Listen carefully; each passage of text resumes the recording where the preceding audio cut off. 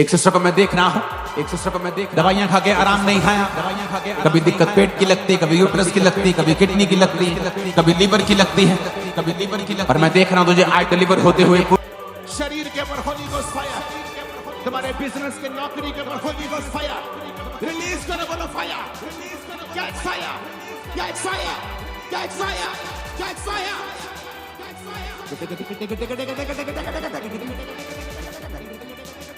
निकल, शैतान out, out, out, out, out, out, जादू, टोना।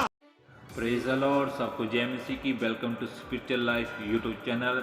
अगर आप इस चैनल पर नए हैं तो इस चैनल को लाइक और सब्सक्राइब जरूर करें। और स्टार्टिंग में आपने देखा कि कितना प्रभु का अनुग्रह है और कितने लोगों ने शिफा पाई है अपनी बीमारियों से। अगर आप भी अपनी बीमारी से शिफा पाना चाहते हो तो आपको चाहिए विश्वास, वो है परमेश्वर पिता, परमेश्वर यीशु मसीह के ऊपर विश्वास। अगर आप ईमान रखते हो तो आप भी अपनी बीमारी से शिफा पा सकते हो। और विश्वास कहाँ से पैदा होता है? वचन से। तो आइए चलते हैं उन वचनों की तरफ और अपना विश्वास बनाए रखें, परमेश्वर आपको भी शिफा देगा। जोर से हालेलुया बोलो, जोर से हालेलुया। अपोस्टल 2 साल से इस बैंड की राइट ब्रेस्ट में अपोस्टल नींबू के कार्य की बड़ी रसौली थी, लेकिन जैसे आज आपने प्रार्थना की परमेश्वर के सामने छुआ, उसी समय वो रसौली पूरी तरह से गायब हो चुकी है। तारीफ करो जोर से। हालेलुया। अपोस्टल जी, इसी तरह 3 महीने पहले इस भाई को पैरालाइज का अटैक हो गया था, जिसके कारण राइट साइड पूरी तरह से दुखी थी, बिल्कुल भी ये चल नहीं पाते थे। और आज जैसे ही आपने प्रार्थना की, ये बिना किसी सहारे के चल पा भाई को 10 साल से अस्थमा था, आज परमेश्वर ने छुआ और जो सांस खिंच खिंच कर आ रही थी, सांस लंबी आ रही थी, पूरी तरह से हील हो चुके हैं भाई। और अपोस्टल जी 9 साल से ये भाई शिकंजे का सहारा लेके चलते हैं, क्योंकि बॉडी की एक साइड पूरी तरह से रुक गई थी। आज जैसे ही प्रार्थना की, शिकंजे को छोड़ा, 9 साल के बाद ये भाई चल पा रहे हैं और हील हो और चुके हैं। ये भाई को रीढ़ की हड्डी का टीवी था और बिल्कुल हिल नहीं पा रहे थे, बिल्कुल मूवमेंट बंद थी टोटली। आज प्रेयर के बाद प्रभु ने छुआ और कहते ये भाई उठे और चल पा रहे हैं। फुल दिखाओ, फुल कैमरामैन, फुल दिखाओ। और मोगा ब्रांच से अपोस्टल जी सिस्टर अमनदीप कौर और कहते मोगा ब्रांच से अपोस्टल जी सिस्टर अमनदीप कौर और कहते पीरियड रेगुलर थे, 7 साल से गुप्त रोग था और आज जैसे प्रेयर की कहते गुप्तांग से रसौली गुप्तांग से बाहर आ गई और प्रभु ने फ्री किया, डिलीवर किया इस बहन। अगर रुक जाओ, कुछ केसेस को कैमरा पे नहीं लेना। कोई बाथरूम अपना यूरिन पीता है, ऐसे जो केसेस है उनको कोशिश करना कैमरा पे नहीं लेना। जब परमेश्वर, आप चर्च सुनो, उसकी टेस्टिमनी सुनो। कहती जब मैं यहां से गई मुझे गर्मी महसूस हुई। क्या महसूस हुई? और सारा दिन उसकी बॉडी गर्म रही। 2004 में जब मेरे पास इंटरनेट होता था, ब्रॉडबैंड सिर्फ BSNL का शायद होता था, तब एक कनेक्ट का शायद होता था। तो उस समय जब मेरे पास इंटरनेट था तो रात को 12 बजे मैं इंटरनेट ऑन करके तो क्रिश्चियन जितने भी मीटिंग्स होती थी उनको देखा करता था। और जब मैं उनको देखता था तो मेरे बॉडी के कुछ पार्ट्स गर्म हो जाते थे। तो मैं बड़ा हैरान होता था कि या तो पूरी बॉडी गर्म हो, बंदे को पता लगे जो जी कंप्यूटर थी आ गई जी हीट थोड़ी जी, है ना। घर भी मेरा इतना बड़ा था कि ये भी नहीं, घर छोटा है, कमरा छोटा है तो हीट हो गया। लेकिन एक पार्ट बॉडी का हीट में होता तो दूसरा ठंडा होता था। मुझे कभी समझ नहीं आती थी, लेकिन जैसे मैं मसीह में ग्रो हुआ मुझे समझ आई कि पवित्र आत्मा मुझे टच किया करता था और उन हिस्सों में हीलिंग को देता था। और आज जब लोग बोलते हैं कि मुझे गर्मी महसूस हुई, मुझे पूरा मालूम होता है इनको क्या हुआ। चलो ये मान लेते हैं कि वो गर्मी की वजह से थी, या बहुत सारे लोग हैं जी थोड़ा सा तालियां ज्यादा मार ली, हीट हो गई बॉडी। चलो ये समझ लेते हैं, सारे पहलू देख लेते हैं। पर जो एक डॉक्टर, 2 डॉक्टर, 30 डॉक्टर, 40 डॉक्टर, दवाइयां, ऑपरेशंस, IVF, क्या क्या कुछ भी काम ना आया। चर्च में आके बॉडी गर्म हुई, पर उस गर्म बॉडी के 1 महीने बाद वो प्रेग्नेंट थी, शादी के 12 साल के बाद। और जिस हिस्से ने उनको सबसे ज्यादा तंग किया हुआ था, हालेलुया। जस्ट 1-2 टेस्टिमनी देखो, पूरे सेट आ रहे हैं। बस से अपनी भविष्यवाणी की कि एक सिस्टर को मैं देख रहा हूँ दवाइयाँ खाकर आराम नहीं आ रहा, कभी पेट में दिक्कत, कभी यूट्रस में दिक्कत इस बहन के शुरू हो जाती थी और ये पिछले 1 साल से लगातार थी। और कहते जैसे ही आपने भविष्यवाणी की, प्रभु ने छुआ इस बहन को, पवित्र आत्मा ने टच किया और दिल्ली से फर्स्ट टाइम ये बहन आई है, फर्स्ट टाइम आई।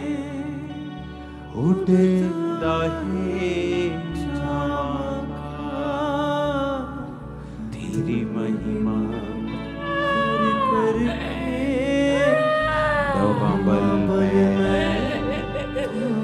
चर्च अपने हाथों को उठा, पूरी चर्च खुदाबंद के मसे को रिलीज करो अपनी लाइफ के ऊपर, अपने बच्चों के ऊपर, परिवार के ऊपर। आराधना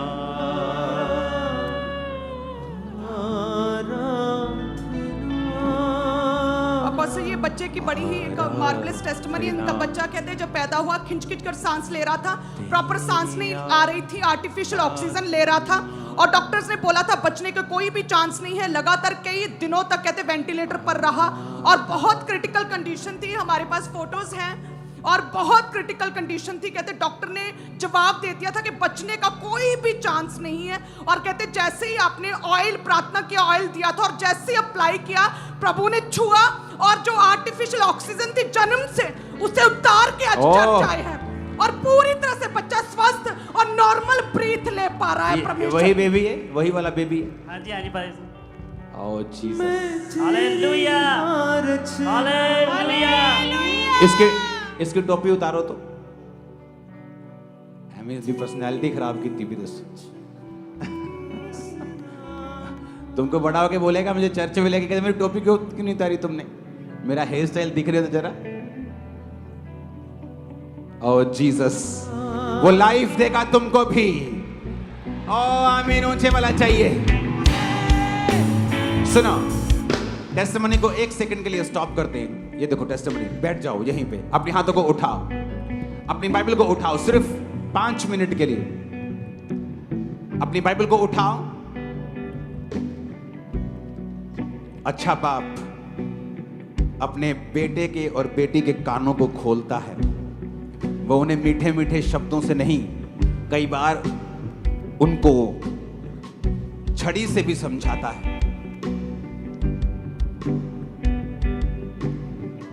खुदावन से कहो, खुदावन तू मेरा अच्छा बाप है, मुझे समझा। अपने घुटनों पे आ जाओ सब लोग।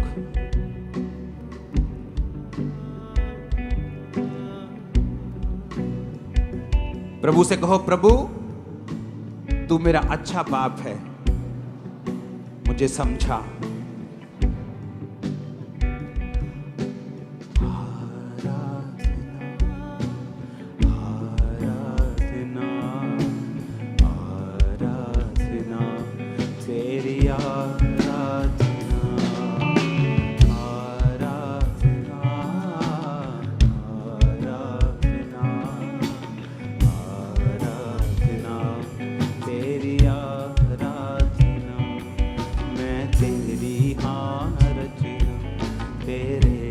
वसदा तेरी उंगली फड़ के तेरे संग चलदा, मैं तेरी रचना तेरे बिच वसदा। तेरी उंगली फड़ के तेरे संग चलदा, मैं तेरी रचना तेरे बिच वसदा।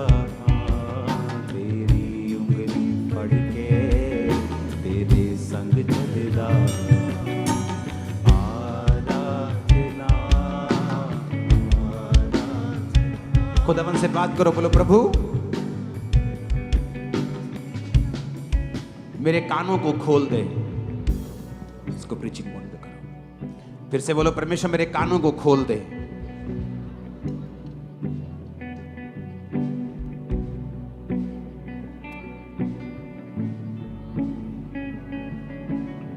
प्रभु यीशु मसीह के सामर्थी नाम में हम मांगते हैं। टेस्टिमनीज खत्म नहीं होंगी, मैं बता रहा हूं, लेकिन कुछ मुझे करना है अभी। आप में से हर एक जन आज ऑयल को रिसीव करके जाएगा और ले हैंड प्रेयर को रिसीव करके जाएगा। और मेरा बिलीव है आज आप प्रभु के द्वारा भेजे और आप ब्लेस होके जा रहे हैं। एक चीज को मैं आपके साथ शेयर करूंगा जो वचन परमेश्वर ने मुझे दिया है अभी आपके लिए, और दूसरा वो मैसेज जो मैं आपके लिए खुदावंद की स्पिरिट से लेके आया हूं पहले से। मैं पढ़ूंगा पहला राजाओं, जो कि स्क्रीन पर शायद आपको ना मिले, अगर स्क्रीन वाले जल्दी निकाल सकते हैं तो निकाल दें। आई थिंक अब स्क्रीन के पास एक नया सॉफ्टवेयर आ चुका है, अभी इंस्टॉल हो गया, हो जाएगा शायद, तो वो एकदम से चीजों को निकाल दिया करेगा। पहला राजाओं उसका एक बाब उसकी 5 आयत में लिखा, तब हगीत का पुत्र ओतनिया अपना सिर ऊंचा करके कहने लगा, मैं राजा बनूंगा। अतः उसने रथ और सवार और अपने आगे आगे दौड़ने को 50 पुरुष रख लिए, और उसके पिता ने जन्म से लेकर उसे कभी यह कहकर उदास न किए था कि तूने ऐसा क्यों किया। वह बहुत रूपवान था और अबशालोम के बाद उसका जन्म हुआ था। पहला राजा 1 उसकी 5 और 6 आयत। आप में से कितने लोग हैं जो रोज की रोटी वचन सुनते हैं? जो नहीं सुनते वो हाथों को उठाओ जरा। बहुत लोग हैं अभी भी। आपको रोज सुनना है, क्योंकि वो लाइव भी होता है और आप लाइव के बाद भी उसे सुन सकते हैं। होता क्या है, जब आप सेवकाई के साथ परमेश्वर के चर्च भवन में जुड़े हुए हैं तो आपको पूरा वचन सुनना पड़ेगा। उससे क्या होगा, आपकी स्पिरिचुअल लाइफ जो है वो कभी भी कमजोर नहीं रहेगी, और वो वचन आपको फीड करता रहेगा। जितने जिम जाते हैं, मैं उनसे क्वेश्चन करना चाहता हूं, क्या आप हफ्ते में 1 दिन जिम जाकर बॉडी बना सकते हैं? आप हफ्ते में 1 दिन खाकर जिंदा रह सकते हैं? हाँ, जिंदा रह सकते हैं, पर क्या हेल्दी रह सकते हैं? नहीं।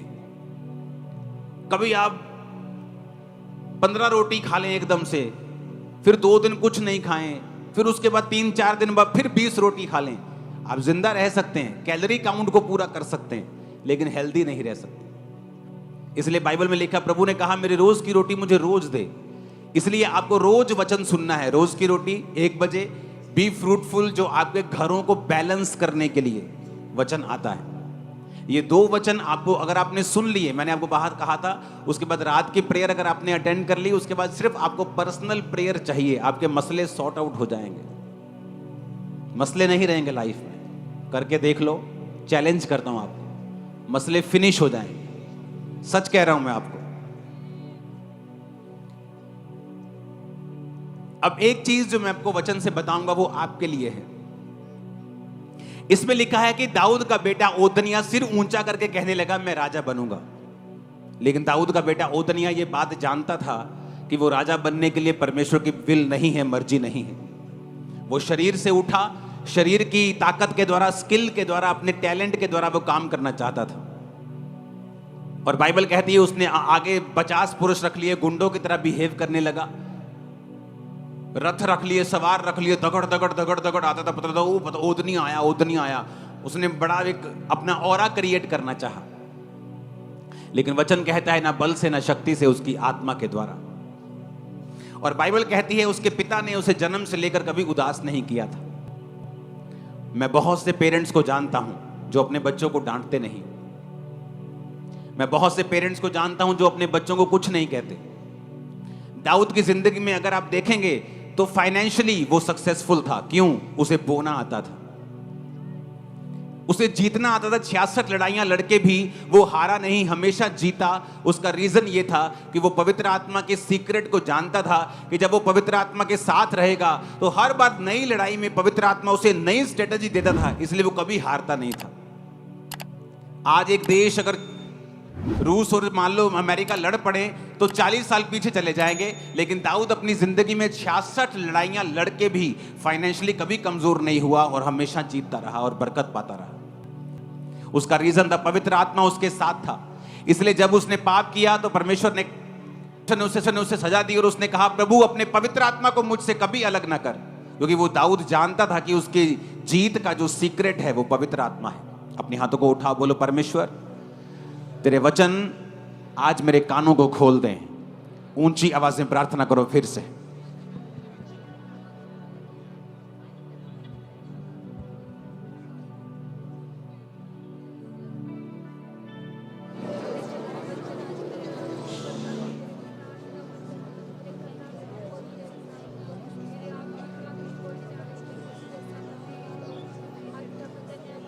आमीन।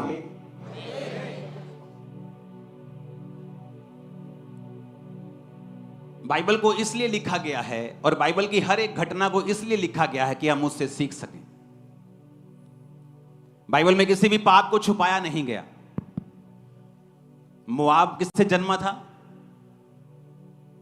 लूत की अपनी बेटी से, छुपाया नहीं गया। लेकिन परमेश्वर ने कहा मोआब जो पाप से जन्मा है मेरी हुजूरी में कभी ना आए, और मोआबियों से हमेशा परमेश्वर नफरत करता रहा। हर एक इंसिडेंट को, हर एक घटना को बाइबल में लिखा गया ताकि जब आने वाले समय के करोड़ों खरबों विश्वासी इसे पढ़े तो वो इनसे सीख सकें। दाऊद अपनी जिंदगी में हर जगह कामयाब था अपने परिवार को छोड़ के। उसका परिवार एक बहुत बड़ा मेस था, उसका परिवार एक बहुत बड़ी गड़बड़ था। दाऊद का परिवार एक ब्लेस्ड परिवार नहीं था। उसका रीजन था दाऊद का बैतशेबा के साथ पाप करना, हित्ती उरिया को मरवाना, और उसके बाद परमेश्वर का श्राप उसके परिवार के ऊपर आया कि तूने किसी का परिवार खराब किया है, अब तेरा परिवार भी खराब होगा। तूने किसी के परिवार के ऊपर तलवार चलाई है, आज अब से तेरे परिवार के ऊपर भी तलवार चलाई जाएगी। और बाइबल कहती है दाऊद का बड़ा बेटा अबशालोम उसकी अपनी ही टीम के द्वारा खत्म कर दिया गया, क्योंकि उनकी लड़ाई हुई, आपस में बड़ा युद्ध हुआ। और ओतनिया जो फिर दाऊद का दूसरा बेटा था, चौथा बेटा था, वो फिर कहने लगा अब मैं राजा बनूंगा। और बाइबल कहती है दाऊद की एक नेचर के बारे में कि दाऊद ने बचपन से लेके उसको जवानी तक कभी उदास नहीं किया था। ये रीजन था उसका बेलगाम होने का। आज कुछ माएं बच्चों को कुछ नहीं कहती, नहीं जी बच्चा है, पहले बच्चा है कुछ नहीं कहती, नहीं जी जवान हो गया कुछ करना लगे, फिर जवानी में कुछ नहीं कहती, फिर जब बड़ा हो जाता हाथ से निकल जाता फिर वैसे नहीं कुछ कह पाती। पहले अपनी बेटी के पाप को छुपाती रहती, जब पाप सांप सपोला बड़ा होकर अजगर बन जाता है और उनको भी निगल लेता है फिर रोती हैं। आपके पास आज पावर है कि आप दूसरे के घर को खराब कर सकते हो, लेकिन वेट करो आपका भी समय फिर आएगा। आज आपके पास पावर है, आप किसी के पास चोरी कर सकते हो, इंतजार करो तुम्हारा भी समय आएगा जब तुम्हारी चीजें भी चुराई जाएंगी और तुम रोगे कि हो ये क्यों हो गया, ये कैसे हो गया, क्योंकि तुमने भी चुराया था जब तुम किसी ड्यूटी पर थे।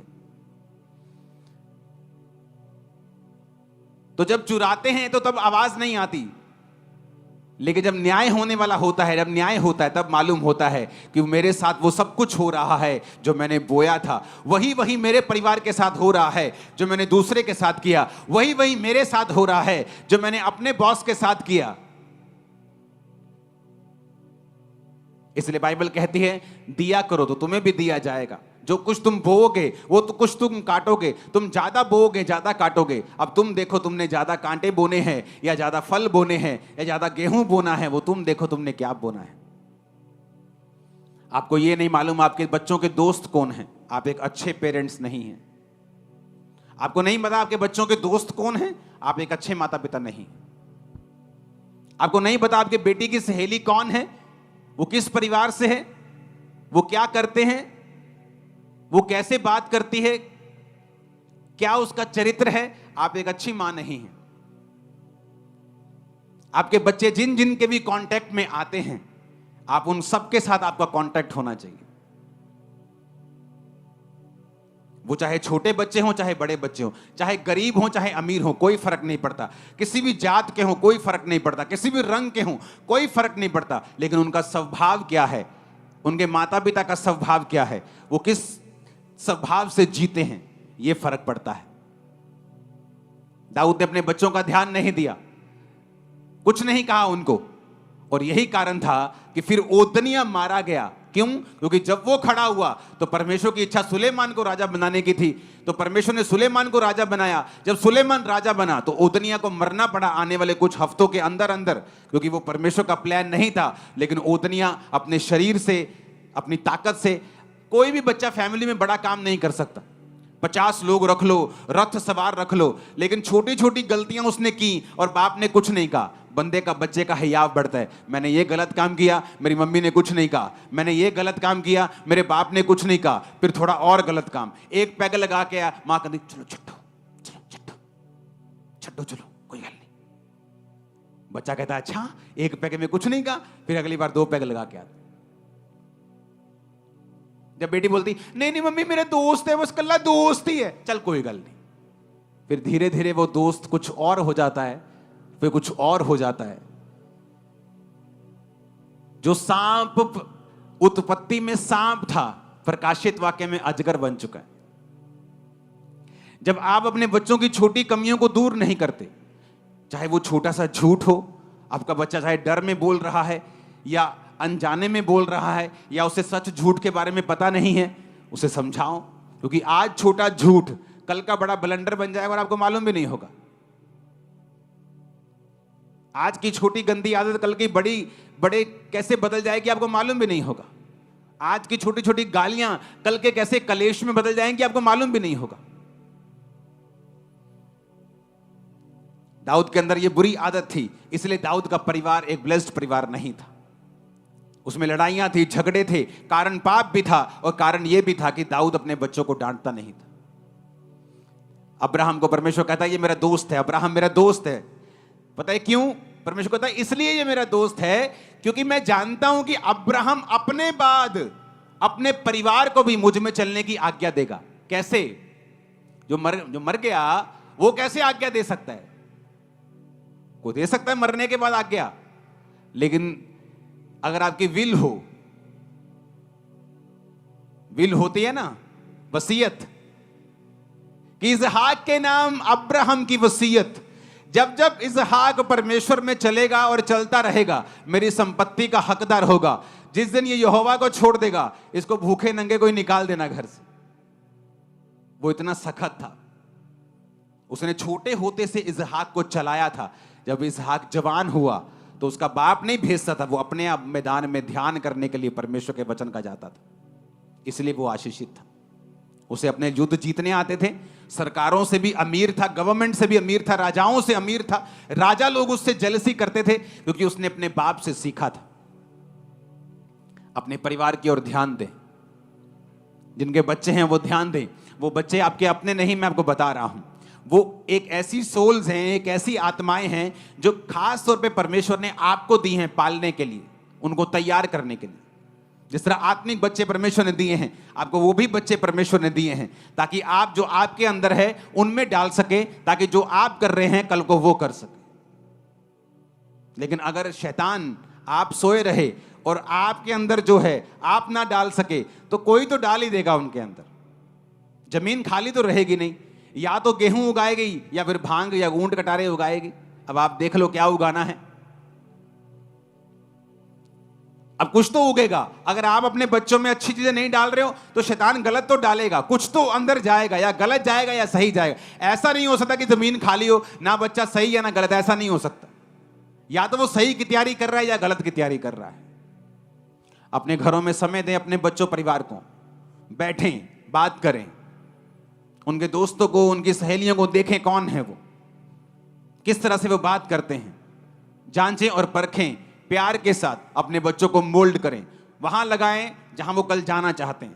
आपके जीवन की कमियां हैं, आप शराब पीते हैं, नशा करते हैं, छोड़ दें। बच्चों के सामने वो चीजें मत करें, वही चीजें करें जो आप चाहते हैं आपके बच्चे आपको फॉलो करें। आप ब्लेस्ड हैं यीशु मसीह के नाम में। अब मैं आता हूं आज के वचन के ऊपर। आप नोटिस करेंगे नीति वचन 23 उसकी 7 आयत, मती 12 उसकी 34 आयत, निर्गमन 19 उसकी 5 आयत, यूहन्ना 20 उसकी 21 आयत, पहला पत्रस 2 उसकी 9 आयत। मैं फिर से बोलूंगा, आप नोट करेंगे। नीति वचन 23 उसकी 7 आयत, मती 12 उसकी 34 आयत, 19:5 निर्गमन की 19 उसकी 5 आयत, यूहन्ना 20 उसकी 21 आयत, पहला पत्रस 2 उसकी 9 आयत। मैं पढ़ूंगा नीति वचन 23 उसकी 7 आयत को। क्योंकि जैसा वह अपने मन में विचार करता है वैसा वह आप है। For as he thinketh in his heart, so is he। Bible कहती है जैसा तुम अपने मन में विचार करते हो तुम वैसे ही हो। इसका मतलब यह है कि यह बहुत जरूरी है कि आपके मन का विचार क्या है, यानी आप अपने मन में अपने लिए क्या सोचते हैं कि आप कौन हैं। मेरी लाइफ की सबसे बड़ी प्रॉब्लम 2004 और 5 में ये थी कि मैं ये मानने के लिए तैयार नहीं था अपने अंदर कि मैं परमेश्वर का सेवक बन सकता हूं। जबरदस्ती ले हैंड करवाती थी टीम कि चलो ले हैंड करो, प्रेयर करो, लेकिन मुझे विश्वास नहीं था कि मैं एक सेवक हूं। तो मुझे बार बार बताया जाता था कि तू परमेश्वर का सेवक है, तू प्रभु का सेवक है, लेकिन मेरी लाइफ की कंडीशंस ऐसी थी कि मेरे मन में ये फेथ नहीं था। और जब तक आप पूरी तरह से विश्वास में नहीं भरते, आपकी लाइफ की बहुत सारी मुसीबतें आपको छोड़ के नहीं जाती। तो मुझे विश्वास दिलाया गया और मुझे बोला गया कि तुझे शीशे के सामने खड़ा होना पड़ेगा और रोज अंगीकार करना पड़ेगा कि तू प्रभु का महान दास है, तू प्रभु का सामर्थी दास। इस तरह से मैं बोला करता, मेरे मन में 1% भी विश्वास नहीं था कि जो मैं बोल रहा हूं ऐसा है भी कि नहीं भी। लेकिन कई बार जब आप बोलते हैं, वचन को पढ़ते हैं और आप वचन को अपने अंदर समाने देते हैं, तो क्या होता है? पहला पत्रस 2:9 में लिखा है, परंतु तुम एक चुना हुआ वंश हो, राज पदधारी हो, याजकों का समाज हो, पवित्र हो, निज प्रजा हो। प्रभु ने तुम्हें अंधकार में से अपनी अद्भुत ज्योति में बुलाया है, उसके गुण प्रकट करो। निर्गमन 19:5 में लिखा, इसलिए यदि तुम निश्चय मेरी मानोगे, मेरी वाचा का पालन करोगे, तो सब लोगों में से तुम मेरा निज धन ठहरोगे।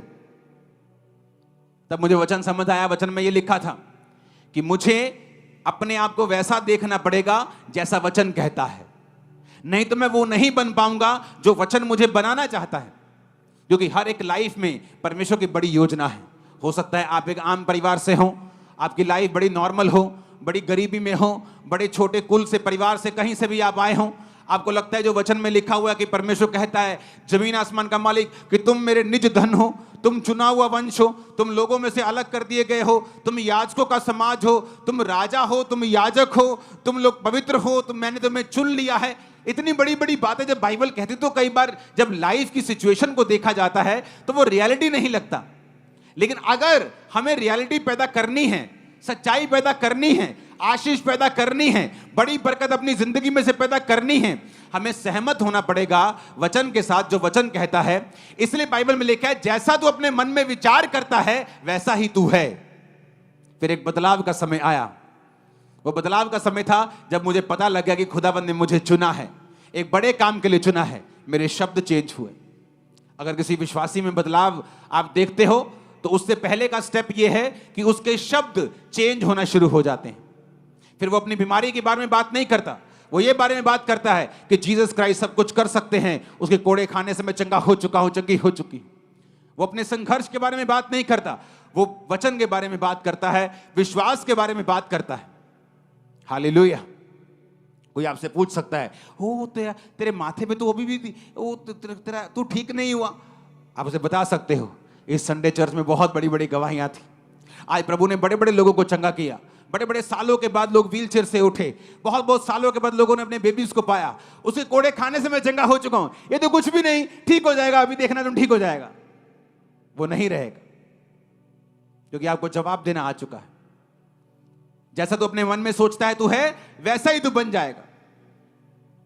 लेकिन आप अपने मन में क्या सोचते हैं? ये कभी नहीं हो सकता, ये चीज कभी नहीं हो सकती, ये बरकत मैं कभी नहीं पा सकता, मेरा वीजा कभी नहीं आ सकता, मैं फाइनेंशियली स्टेबल कभी नहीं हो सकता। इसीलिए कहता हूं, वचन पढ़ो, रोज की रोटी सुनो, बी फ्रूटफुल सुनो, रोज वचन सुनो, संडे थर्सडे वचन सुनो। वचन सुनते जाओगे, तुम्हें समझ आती जाएगी। जब समझ आती जाएगी, तुम वैसा बोलते जाओगे, जैसा बोलते जाओगे फिर वैसा होता जाएगा। आमीन बोलो जोर से। कलीसिया क्यों आशीषित होती है? दो तरह से। जब कलीसिया वचन को सुनती है, वचन को मानने लगती है, वचन पर विश्वास करने लगती है और वचन को बोलने लगती है, वचन का प्रचार करने लगती है, फिर वो नहीं बोलती जो उसकी सिचुएशन है, जो धरती पे हो रहा है, जो उसकी लाइफ में घट रहा है, फिर वो बोलती है जो वचन में लिखा हुआ है। और धीरे धीरे आपको वही रिजल्ट मिलने लगते हैं जो वचन में लिखे हुए हैं। और दूसरा हिस्सा कलीसिया कैसे आशीषित होती है? कलीसिया आशीषित होती है जब वो एक जीवित चर्च में चली जाती है। आप जीवित चर्च में रोपे जाते हैं, आप लगाए जाते हैं, उसके बाद आप जीवित चर्च के दर्शन को सुनते हैं। पौलुस ने कहा, जितने लोग मेरे दर्शन के साथ जिन्होंने बोया है, प्रार्थनाएं की हैं, परमेश्वर तुम्हारी घटियों को पूरा करेगा। उसने सब लोगों को नहीं कहा। आज सारे क्रिश्चियन उठ के इस वचन को क्लेम नहीं कर सकते कि परमेश्वर मेरी हर घटी को महिमा सहित मसीह यीशु में पूरा करेगा। नहीं करेगा। वो उन लोगों के लिए वचन है जिन्होंने अपने जीवन को गॉस्पल के लिए, सुसमाचार के लिए लगाया है, अपने पैसों को, बीजों को बोया है, प्रार्थनाएं की हैं, दीन दुखियों के लिए प्रार्थनाएं की हैं, उनकी हेल्प की है, पास्टर्स के लिए प्रार्थनाएं की हैं। हालेलुया। आप कैसे ब्लेस होते हैं? जब आप वचन सुनते हैं, मानते हैं, और दूसरा जो दर्शन परमेश्वर ने जिस कलीसिया में आपको भेजा है, आप उस दर्शन में शामिल हो जाते हैं, आप इस विजन में शामिल हो जाते हैं कि हम भी आपके विजन में, यीशु समाचार फैलाने के विजन में हम भी शामिल हैं। तो कलीसिया आशीषित होना शुरू होती है और उसकी लाइफ के अपने मसले जो हैं वो खत्म होना शुरू होते हैं। ऊंची आवाज में हालेलुया बोलो। और इसलिए बाइबल कहती, पौलुस उनको कहता था कि तुम्हारी हर घटी को वो इज्जत के साथ पूरा करेगा। क्यों? क्योंकि तुमने मेरे दर्शन में मेरा साथ दिया है। आज कलीसिया इसलिए आशीषित नहीं होती कि वो आकर सिर्फ प्रेयर अटेंड करे, वो इसलिए भी आशीषित होती है कि जब परमेश्वर उस दर्शन को, जो परमेश्वर ने अपने दास को दिया है, उसको पूरा करने के लिए वो प्रेयर्स करती है। आने वाले हफ्तों में, ये मार्च महीना, अप्रैल महीना, मई महीना, जब इंडिया में इलेक्शन हो रहे होंगे, तो शैतान चर्चिस को टारगेट करने की कोशिश करेगा। और जब आपको पहले से बताया जा रहा है, ये बात इसलिए नहीं बताई जा रही कि आप अब चुगलियां करें, अच्छा इतना होना, आपको इसलिए बताई जा रही है कि आप इसके लिए क्या करें? प्रेयर करें कि ऐसा ना हो, ऐसा ना हो, शैतान शर्मिंदा हो, उसकी योजनाएं नाश हो, उसकी प्लानिंग्स नाश हो। आप फास्टिंग करेंगे, आप प्रेयर करेंगे, और जब प्रभु देखता है आपको कि मैंने परमेश्वर के दास को एक दर्शन दिया, उसने लोगों को बताया, लोगों ने सुना, रिस्पॉन्स किया, कुछ ने रोजे रखे, किसी ने प्रेयर शुरू की, कोई रात को कर रहा है, कोई दोपहर को कर रहा है। और जब परमेश्वर आपको देखता है कि आप किंगडम में एक वैल्यूएबल एसेट बनते जा रहे हैं, कि आप उसके राज्य में काम आ रहे हैं, उसके, वो आपका ध्यान रखता है, वो आपकी प्रेयर को भी सुनता है। लोगों को लगता है कि आंसुओं की प्रार्थना को परमेश्वर सुनता है, ये सरासर झूठ है। परमेश्वर आंसुओं की प्रेयर को नहीं सुनता, वो विश्वास की प्रेयर को सुनता है। ऐसे तो सब रोए, लेडीज का काम ज्यादा आसान हो जाएगा, 2 मिनट में रोए, प्रभु से लिया, चल भी तू किथे मैं किथे, ते बंदे बेचारे सोचते रहेंगे रोना कितना, उंगला दे दे के रोने की कोशिश कर। रोने से नहीं।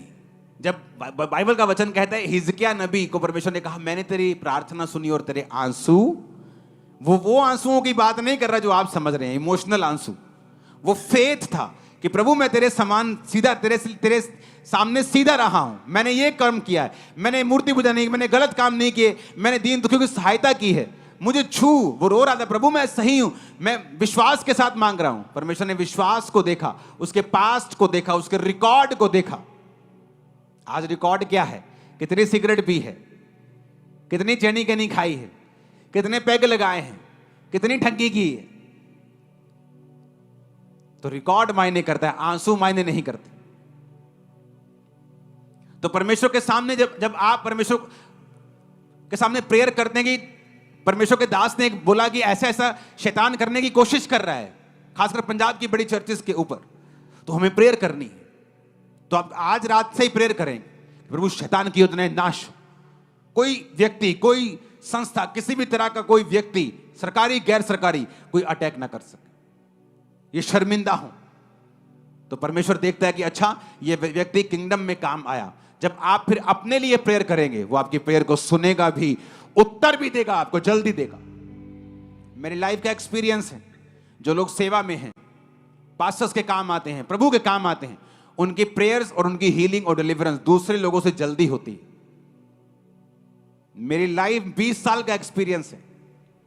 इसलिए कई केसेस ऐसे होते हैं काउंसलिंग में, जब मैं उनको देखता हूं कि उनकी लाइफ का कोई हल नहीं, मैं उनको बोलता हूं ओके, आप सेवा भी स्टार्ट करो और स्ट्रॉन्ग सेवा करो, डेडिकेट कर दो जीवन अपना चर्च को और सेवा करो। क्योंकि जब आपको ये बात समझाई जा रही है कि आप इसलिए ब्लेस होते हैं, जब आप परमेश्वर के दर्शन में उसके साथी बन जाते हैं। हालेलुया। आने वाले समय में, जब मैंने आपको बताया था कि पिछले कुछ समयों से मैं अपने बाइबल कॉलेज के बच्चों को ट्रेनिंग दे रहा हूं कि मुझे एक टीम चाहिए कि वो लोगों से बात कर सके, लोगों के मसलों को सुन सके। तो आपके केसेस आते हैं मंगलवार को, वो आपके केस सुनते हैं। अगर आपका केस बड़ा होता है, वो सीधा मेरे मोबाइल पे उसकी घंटी बजती है और आपकी फोटो साथ में आती है और बताया जाता है कि ये केस बड़ा है, ये बहन ज़्यादा मिलने को कर रही है, ये भाई ज़्यादा दुखी है, आप इससे मिलें। तो मैं उनको बताता हूँ कि ओके, मुझे मिलने की ज़रूरत है, आप भेज दो। ओके, इसको प्रेयर लाइन भेज दो। ओके, इसको यहाँ भेजो। जो भी पवित्र आत्मा मुझे कहता है मैं उन लोगों के लिए करता हूँ और मसले सॉल्व होते हैं।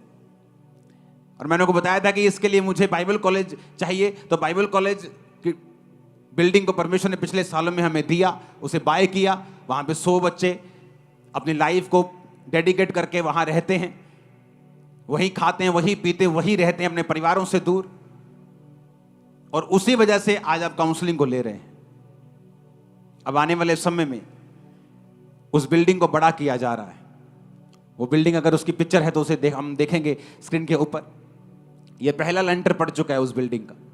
ये एक नई बिल्डिंग है बाइबल कॉलेज की। क्यों बनाई जा रही है मैं आपको बताता हूं।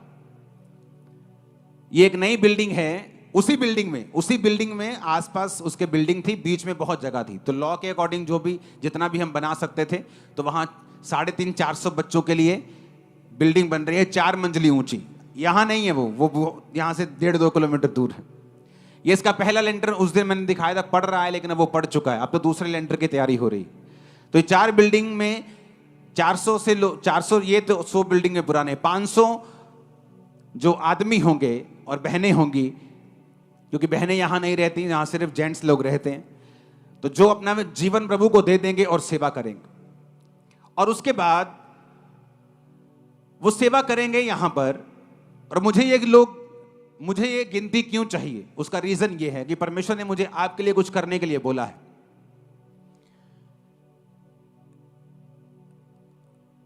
ये गिनती मुझे 400 से 500 लोगों की चाहिए। और इसलिए मैंने ये बिल्डिंग बनते को भी 3-4 महीने में, लेकिन मैंने आपके साथ कभी शेयर नहीं किया। मैं चाहता कि बन जाए एक बार, उसके बाद मैं शेयर करूंगा। अब अगर चर्च में आपको इमरजेंसी तकलीफ है, आप प्रेयर माउंटेन पे जस्ट अपनी इमरजेंसी प्रेयर लाइन को भेजते हैं। 2 घंटे में उस पर ले हैंड होता है, और हर 2 घंटे बाद ले हैंड होता है, और लगातार होता है 7 दिन। आप क्रिसमस की प्रेयर में यहां पर भांगड़ा डाल रहे होंगे, और तब भी वहां पे कोई आपके ऊपर ले हैंड कर रहा होता है। क्या ये ब्लेसिंग नहीं? हॉस्पिटल प्रेयर लाइन में हजारों टेस्टिमनी रोज आती है हमारे पास। क्या ये ब्लेसिंग नहीं? आपके पास 24 आवर के लिए आपके पास कॉल सेंटर है। आप जब भी दिल करता है आप फोन करते हैं, आप प्रेयर करवाते हैं। क्या ये ब्लेसिंग नहीं? अब आपके पास काउंसलिंग टीम है, जो आप आते हैं, आप उसका अपना मसला बताते हैं, वो मेरे पास लेके आते हैं। तो मैं उनको बोलता हूं कि इस तरह से इसको डन करना है, इस तरह करना है। ओके, अब एक 4th चीज चर्च में ऐड होगी। अब जो बच्चे आएंगे, जब ये बिल्डिंग 6-7 महीने में कंप्लीट हो जाएगी, और यहां पर पहले वो उनको भर्ती किया जाएगा, जो पूरी तरह से अपनी लाइफ को डेडिकेट करके सेवा में देना चाहते हैं, जो किसी मशहूरी के लिए सेवा में नहीं आना चाहते, कि बड़ी गाड़ी लेनी है सेवा में नहीं आना चाहते, जस्ट खुदा की सेवा चाहते हैं। वो भर्ती किए जाएंगे, और उसके बाद उनको मैं ट्रेन करूंगा, और उसके बाद वो आपके घरों में विजिट करने के लिए आएंगे।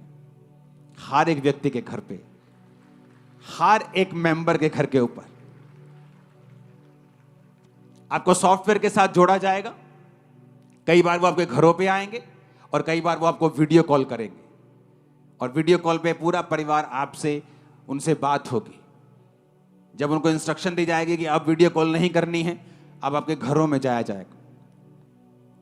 तो जिन लोगों का डाटा होगा, जिन लोगों का कार्ड होगा, मेंबरशिप कार्ड होगा, वो सॉफ्टवेयर में होंगे।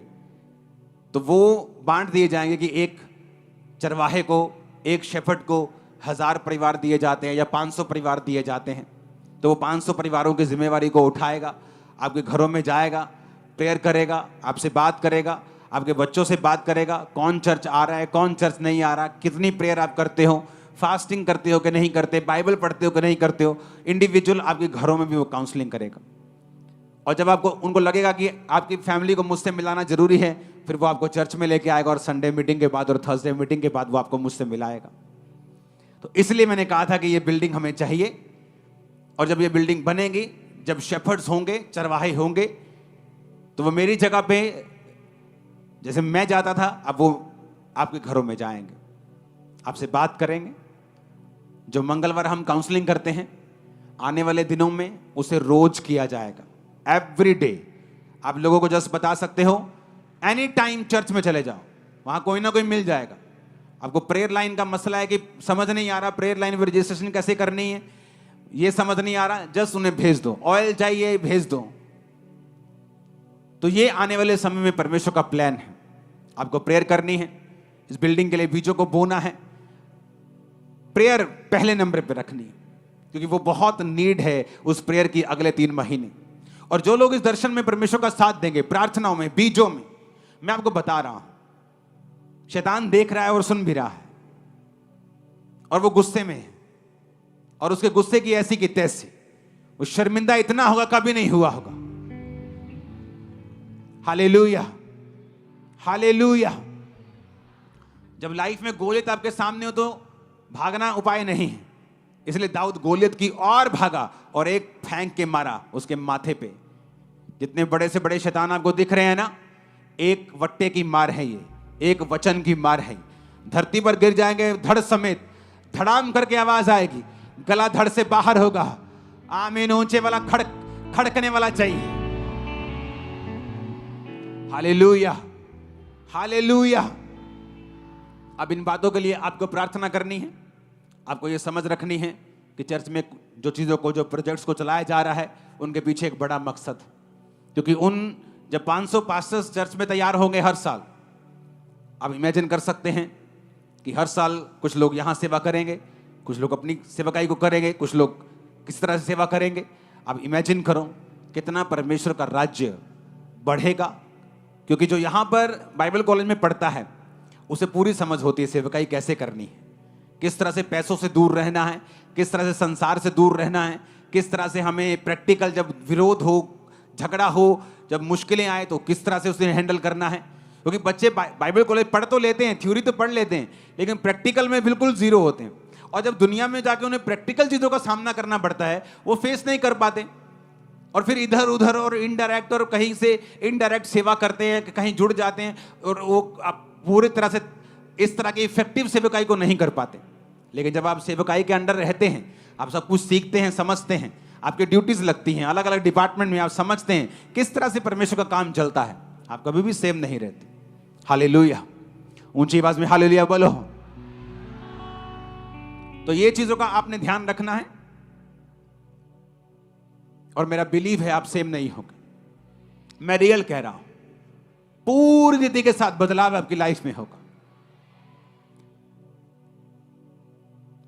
एक बहुत बड़ी कटनी, बहुत बड़ी फसल की खेप चर्च में खुदावंद भेजने वाला है। बहुत बड़ी, बहुत बड़ी, इतनी बड़ी आप इमेजिन नहीं कर सकते। जिनके कार्ड मेंबरशिप नहीं बने वो बनवा लो, क्योंकि जब ये प्रोसेस शुरू होगा तो आप चाहे 20 साल से आ रहे हैं, लेकिन अगर बस कार्ड नहीं है तो कभी नहीं आप समझ पाएंगे कि आप चर्च के मेंबर नहीं हैं। अगर आपके पास मेंबरशिप कार्ड, और उसमें पैसे नहीं लगते, वो फ्री है आपके लिए। हमारे लगते हैं, आपका फ्री है। लोगों को फ्री चीजें बहुत पसंद है, तो कभी बोने की तरफ ध्यान भी देना है, सिर्फ फ्री नहीं लेना है। हालेलुया। क्योंकि कोई बो रहा है तो आपके लिए फ्री है। मेरा तो ये मानना है कि परमेश्वर के घर से मैं कोई भी चीज फ्री में नहीं लेके जाता था, लेकिन उन्हें पास्टर को नहीं बताता था, लेकिन मुझे मालूम होता था कि मैं क्या लेके जा रहा हूं, क्या खा के जा रहा हूं, मुझे बो के जाना है। प्रभु के घर से मैं हमेशा जाऊं तो कुछ देकर जाऊं ताकि मैं बरकत पाऊं। ये सेंस जो स्पिरिचुअल होती है आपको ब्लेस रखती है। हालेलुया। अपने हाथों को उठाओ। 2 हफ्ते बाद ऑस्ट्रेलिया में क्रूसेड, अपने हाथों को उठाओ। इन गर्मियों में आपको प्रेयर्स करनी है चर्चिस के लिए, इस सेवकाई के लिए, मेरे लिए, मेरे परिवार के लिए। फास्टिंग प्रेयर्स जब तक इलेक्शन कंप्लीट नहीं हो जाते। अपने हाथों को उठा लो, थैंक यू जीसस बोलते हुए। खुदाबंद का आत्मा क्रूसेड पे कार्य करे। हजारों लाखों लोग